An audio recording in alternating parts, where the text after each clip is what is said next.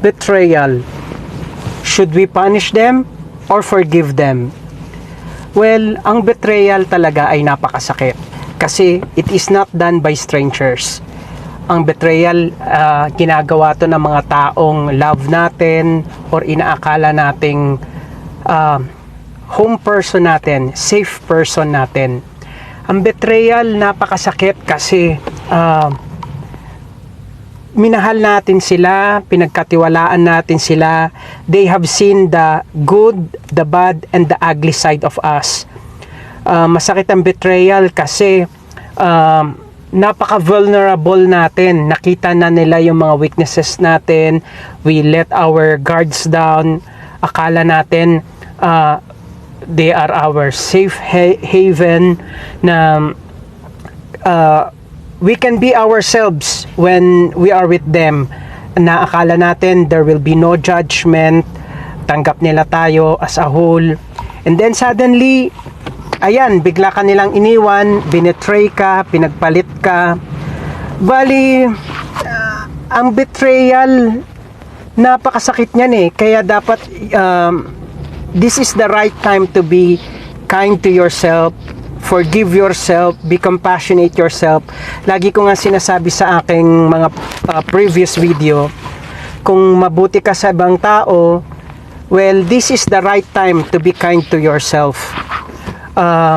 Be kind in the sense na forgive yourself.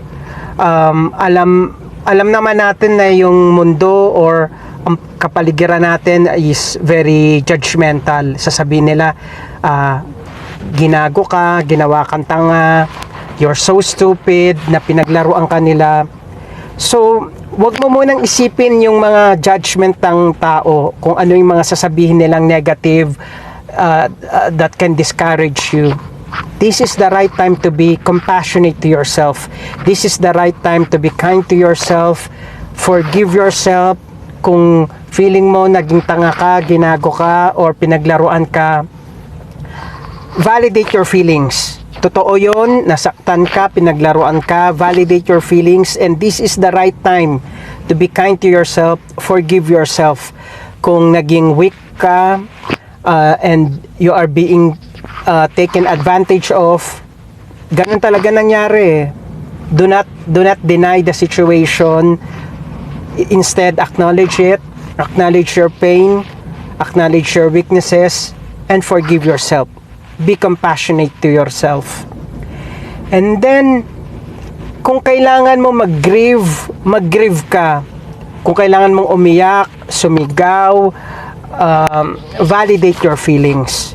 Totoo yung feelings mo. Don't deny it, do not suppress it.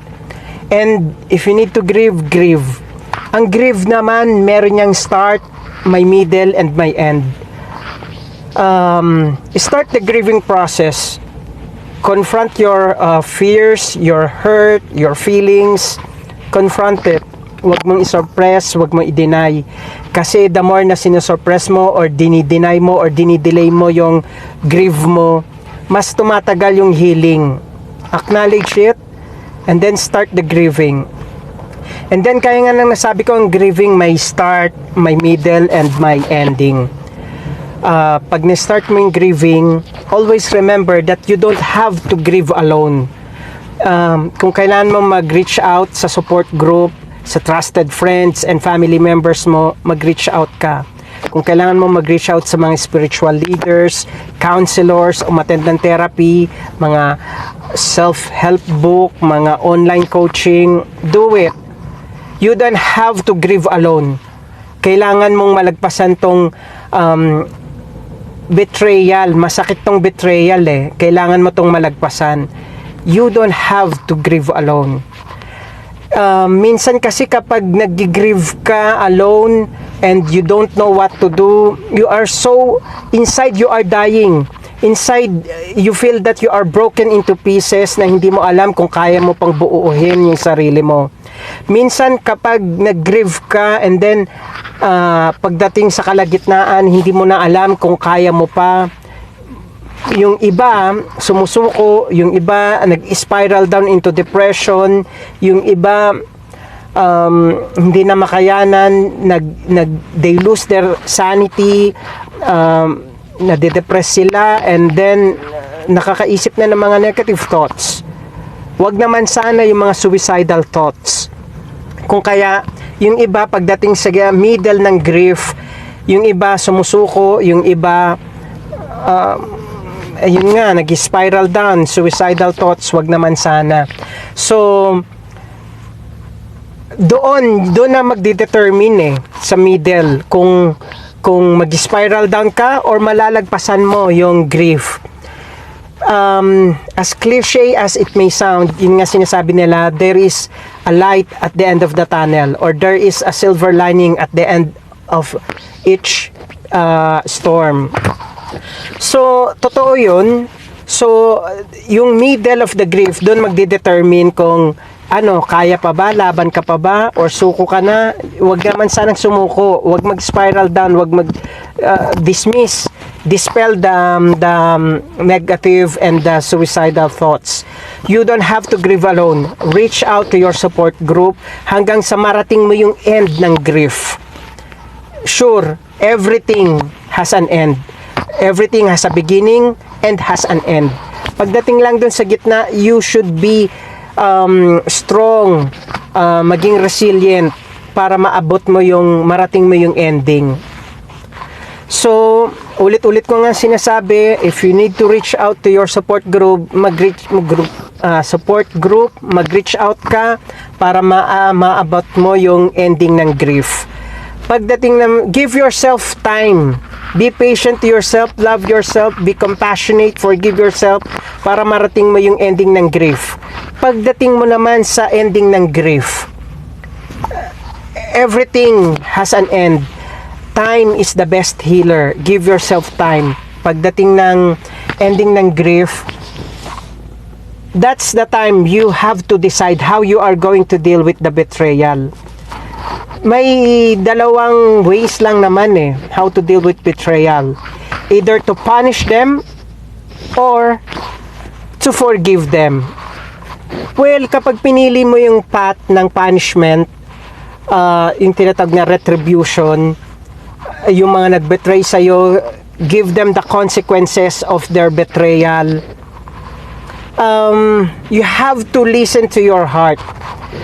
Pag pinarusahan mo ba yung mga taong nag-betray sa'yo and you feel na you get the sense of justice, yun ba yung path na magbibigay ng happiness sa'yo? Yun ba yung path na magbibigay ng closure sa'yo? Yung path na yun ba ay aligned sa moral values mo?